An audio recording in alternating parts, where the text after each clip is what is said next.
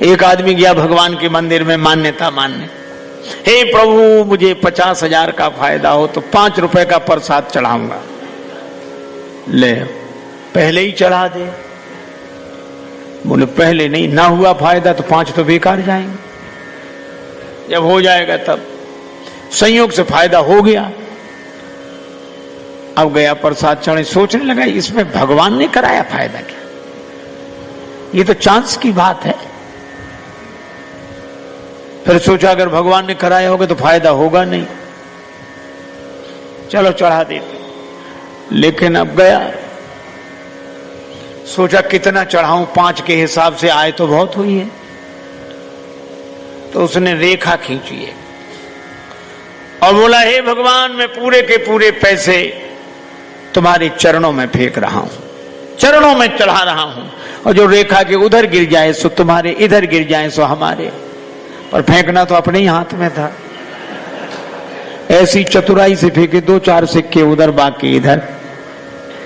हाथ जोड़ के बोला भगवान बड़े कृपालु हो, थोड़े से लिए आपने, बाकी सब बटोर कर चलने लगा। उसके पीछे उससे भी ज्यादा होशियार आदमी खड़ा था, वो कहने लगा हे भगवान ये रेखा खींचकर हम अपने और आपके बीच में भेद पैदा नहीं करेंगे, जो आपका सो हमारा। लेकिन एक बात सुनो, क्या? उसने रेखा मिटा दी।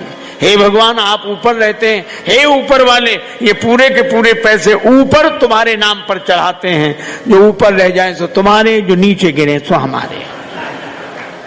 अब बोलो ऊपर तो रहने वाले हैं नहीं। भगवान को दिमाग से नहीं दिल से मानो और यही कहो कि प्रभु आपने बहुत दिया, इतना दिया।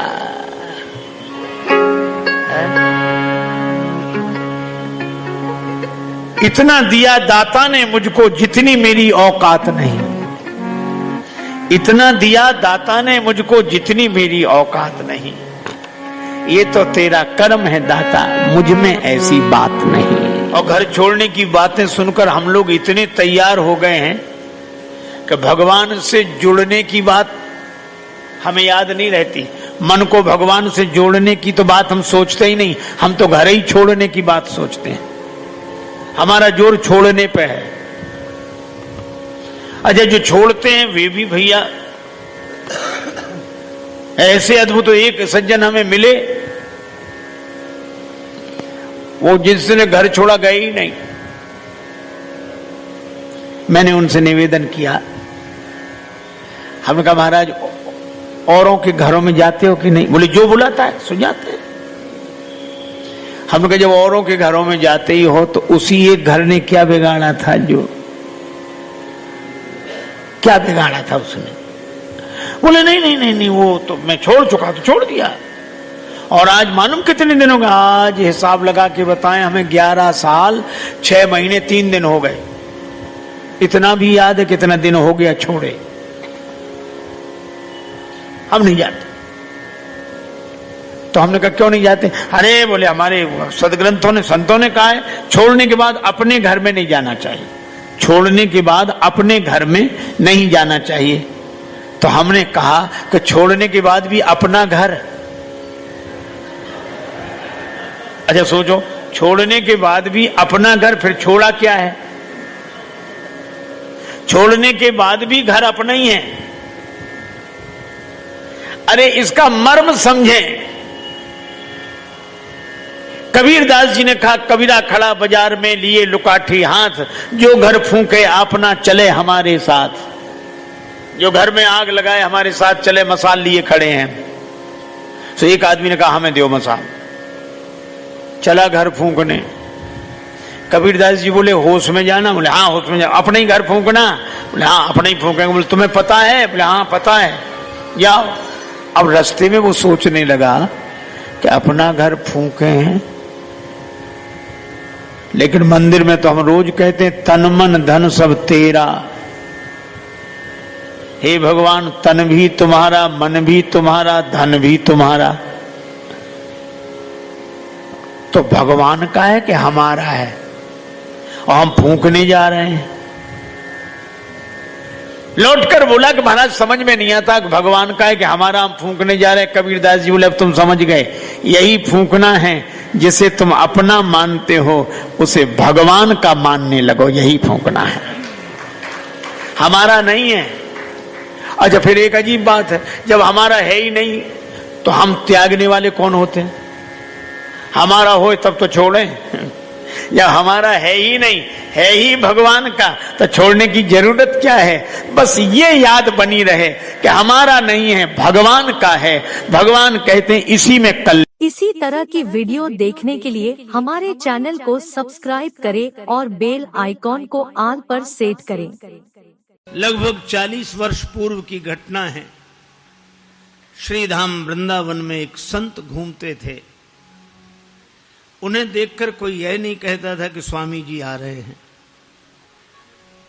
संत जी आ रहे हैं, बाबा जी आ रहे हैं, ना, वे एक ही बात कहते थे, जज साहब आ रहे हैं। उन्हें देखकर हर कोई कहता जज साहब आ रहे हैं, जज साहब। एक महात्मा ने पूछा कि इनको जज साहब क्यों बोलते हैं? तो उन संत ने बड़ी अद्भुत बात बताई कि पहले ये जज ही थे। दक्षिण भारत के किसी कस्बा नुमा छोटे से शहर में जज के पद पर थे, और उसी शहर के पास एक छोटा सा गांव में रहने वाला एक केवट, वो इतना सरल था, इतना सरल। कोई भी पूछता केवट भैया वो बात कैसी है, तो केवट कहता रघुनाथ जी जाने, मैं तो कुछ नहीं जानता। इतना सरल। लोगों ने उसका नाम रख दिया भोला। कोई कुछ भी पूछता भैया रघुनाथ जी जाने, मैं तो नहीं जानता कुछ, रघुनाथ जी जाने। केवट के 2 बेटे, एक बेटी। बेटी विवाह के योग्य सयानी हुई। बेटों ने कहा कि पिताजी गांव के साहूकार सेठ जी से रुपया उधार ले ले, विवाह के बाद चुका देंगे, हम लोग कमाई करेंगे। ठीक है। सेठ जी के पास गया, 200 रुपए उधार लिया, ब्याज की दर तय हो गई। भाइयों ने बहन का विवाह किया, बेटी घर से विदा हुई पिता के घर के लिए। केवट ने भी घर छोड़ दिया, श्री रघुनाथ जी के मंदिर में ही रहने लगा।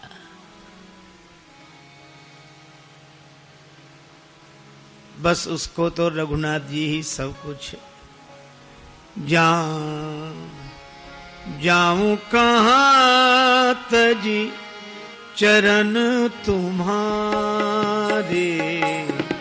जाऊं कहां चरण तुम्हारे, जाऊं कहां तजी चरण तुम्हारे, जाऊं कहां तज चरण तुम्हारे।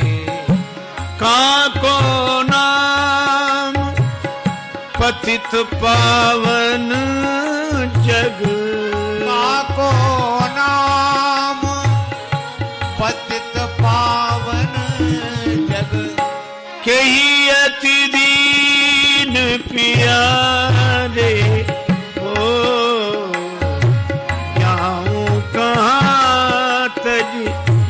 चरण तुम्हारे, जाऊं कहां तज चरण तुम्हारे, जाऊं कहां तज चरण तुम्हारे। मंदिर में रहता, झाड़ू लगाता, रघुनाथ जी का दर्शन करता, आनंदित रहता। बेटों ने कमाई की, पैसा केवट को लाकर दिया, पिताजी जिनसे उधार लिया है वापिस करें। केवट गया, सेठ जी को रुपया वापिस दिया। ब्याज दिया, सेठ जी ने रसीद लिख ली, हिसाब किताब चुकता, पाई पाई से पैसा प्राप्त। केवट को दी रसीद, पढ़ो क्या लिखा है। केवट बोला मैं कुछ नहीं जानता, रघुनाथ जी जाने। सेठ के मन में पाप आ गया, ये रसीद हमें दे दो, ये कागज हमें दे दो। और दूसरे कागज पर कुछ ऐसे ही लिख कर दिया, पानी ले आओ। वो पानी लेने गया, कागज बदल दिया। केवट जो कागज लेकर आए उस पर ऐसे ही कुछ लिखा था। रघुनाथ जी के चरणों में रसीद समझ के कागज को रखा, फिर अपने कक्ष की अलमारी में रख दिया और प्रसन्न रहने, इसी भाव में रहता। केवट ने भगवान के भरोसे सब छोड़ दिया था और सेठ जी ने केवट के विरुद्ध मुकदमा कर दिया और मुकदमा इन्हीं जज साहब की अदालत में आया, इन्हीं जज साहब के।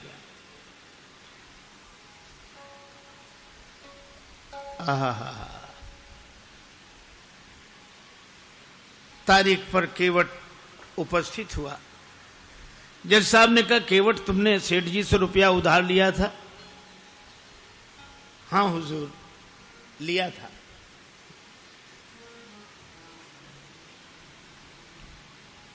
दे दिया? हाँ दिया साहब।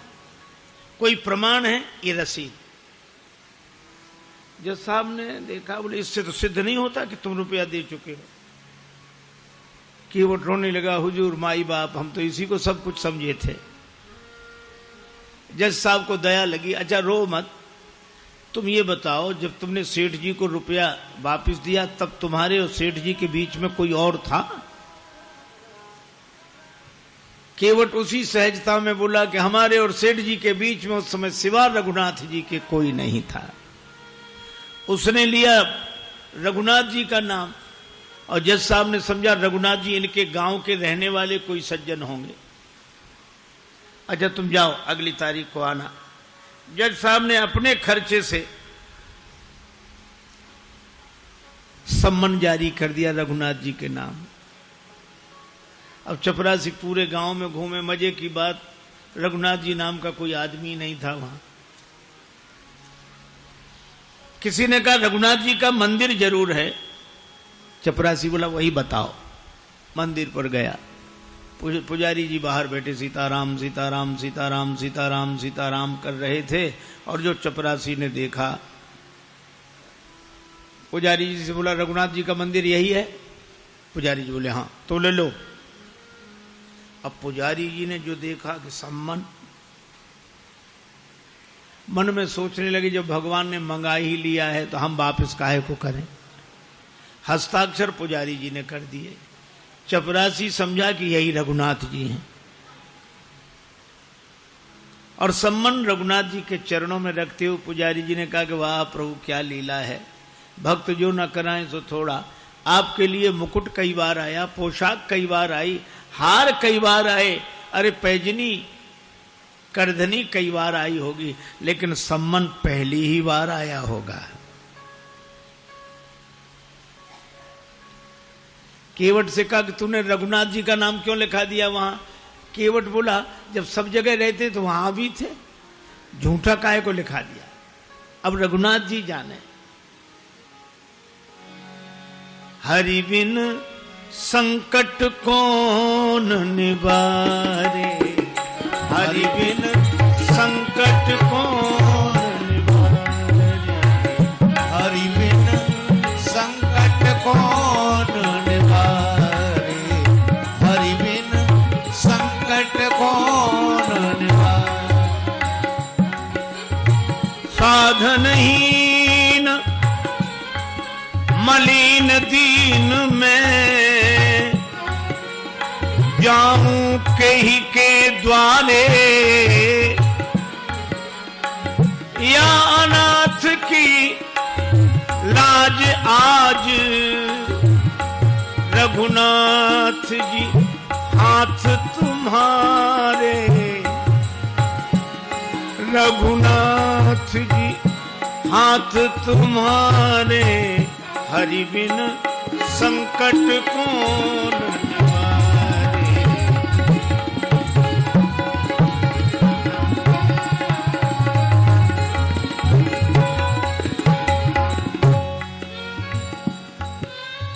एक ही भरोसा, जाएगी लाज तुम्हारी,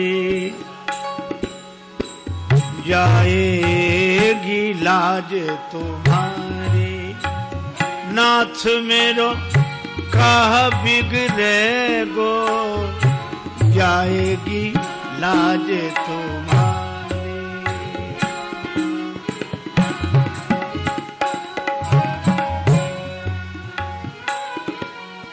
दीन दयालु सुने जब ते तब ते मन में कछु ऐसी बसी है, जाऊं टेरूं कहां और जाऊं कहां, बस तेरे ही नाम की फेंट कसी है। तेरो ही आसरो एक मलूक, नहीं प्रभु सो कोई और जसी है। ए हो मुरारी पुकारी कहो अब, मेरी हंसी नहीं तेरी हंसी है, मेरी हंसी नहीं तेरी हंसी है। जाएगी लाज तुम्हारी, नाथ मेरो का बिगड़े गो, जाएगी लाज तुम्हारी।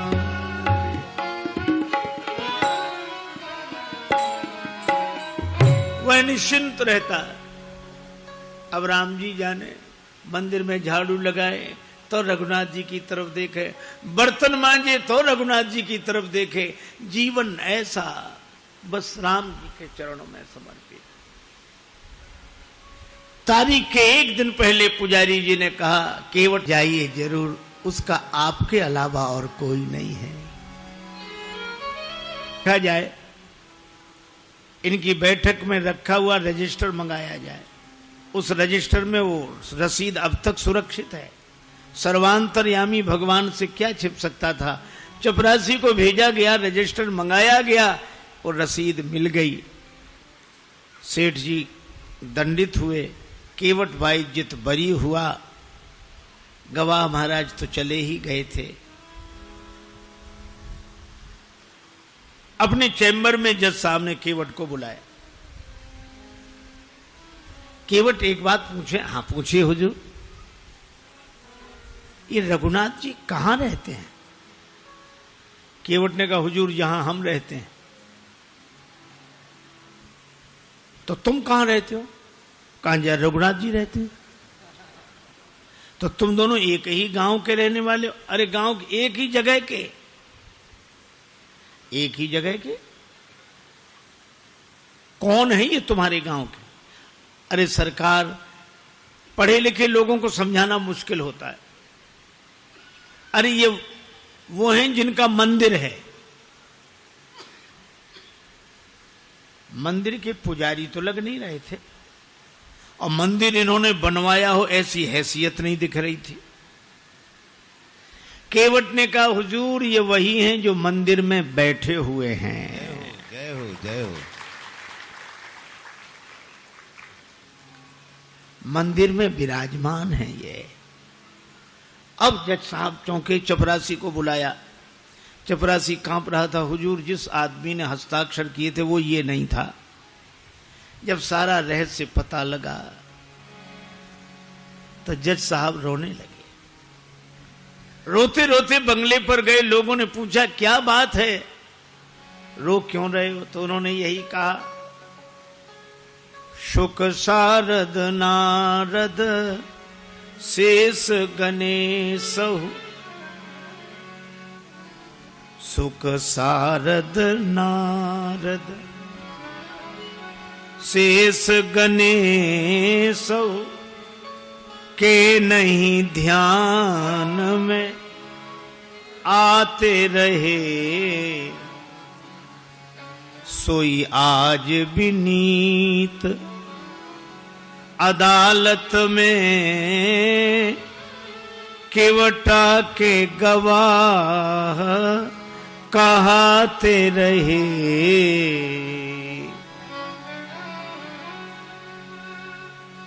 जो शुक सनकादिक के ध्यान में नहीं आए वे भगवान आज केवट की गवाही देते रहे। तो किसी ने कहा कि आप रोते क्यों हैं, खुश होना चाहिए। और गए तो दुख क्या, वे तो जाते ही। सुख धोखे दर्श दिए को भयो, दुख नाहिन जो तज जाते रहे। दुख तो केवल एक बात का है, बड़ी बेअदबी हो गई आज उनके विरुद्ध। कुर्सी पे बना, कुर्सी पे बना जज बैठा रहा, जगदीश खड़े समझाते रहे।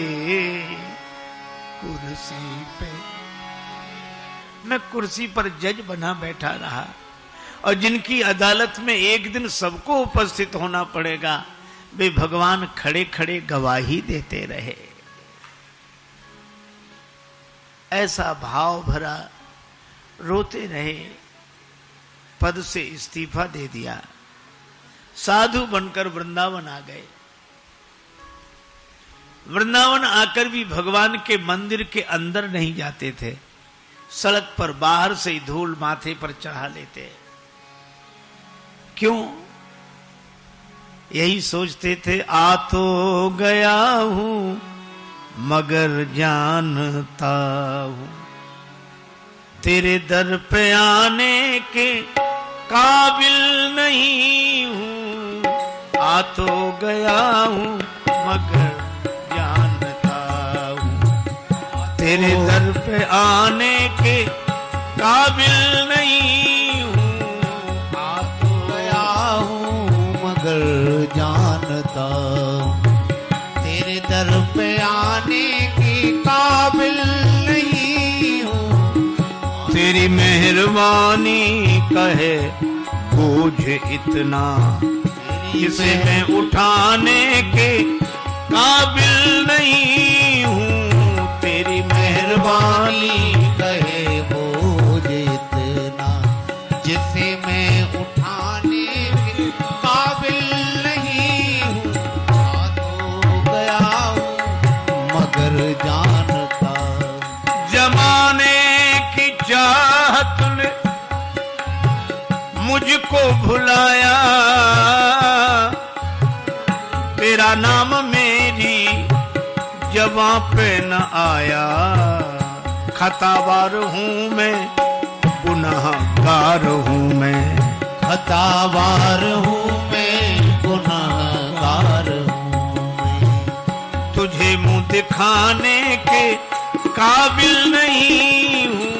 तुझे मुंह दिखाने के काबिल नहीं हूं। आ तो गया हूं मगर जानता हूं तेरी माना की दाता हूं तुम कुल जहां के, मगर कैसे दामन में फैलाऊं आके। जो अब तक दिया है वही जय हो। कम नहीं है। जो अब तक दिया है वही कम नहीं है। कर्जा चुकाने के काबिल नहीं हूं। ये कर्जा चुकाने के काबिल नहीं हूं। आ तो गया हूं मगर जानता हूं। आ तो गया हूं मगर जानता हूं। 40 वर्ष पहले तक ब्रज वीथियों में उनका दर्शन होता था। ये सत्य घटना है, इस युग की घटना है। एक व्यक्ति ने जिंदगी भर पाप किया,